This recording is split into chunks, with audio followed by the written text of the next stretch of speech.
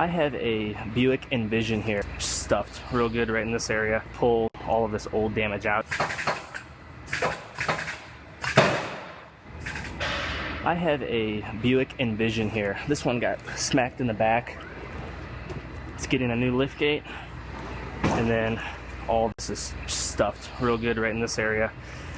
So it's getting a new rear body panel, which I have right here. But first, I'm gonna clamp it to the frame bench, and I'm gonna pull all of this old damage out. Use this old panel to pull everything out first, just in case other stuff is shifted that's connected to that. Once I get it all pulled out, then I will go ahead and get this back panel cut off and start fitting the new one up. But I'm gonna go ahead and get this one in clamps first.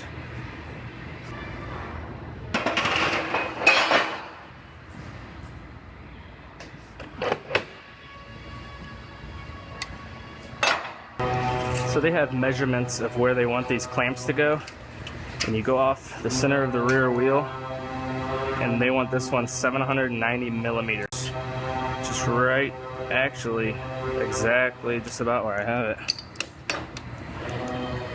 right about there. And the front one they want at 2025 millimeters, which is going to be there.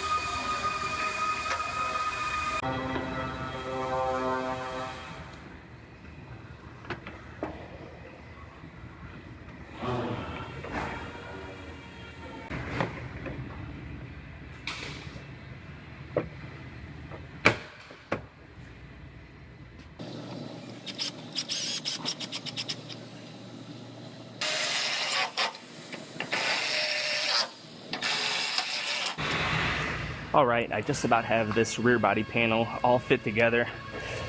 Shut my lift gate, and my gaps on my lights look good, and where it meets up to the quarter panels both looks good.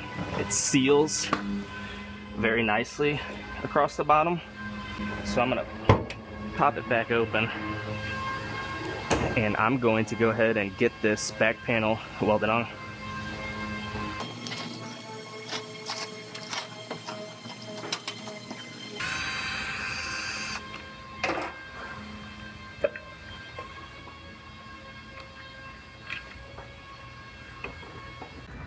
So I'm going to go ahead and I'm going to do a test weld with the spot welder before I actually start welding, and then I'll destructive test the weld to make sure that it is working correctly.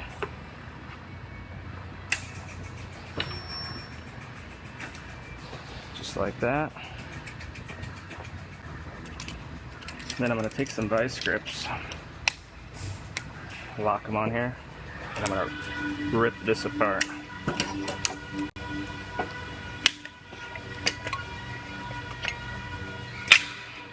Just like that. See how that tore out? When you get the weld to tear out like that, that's exactly what you want.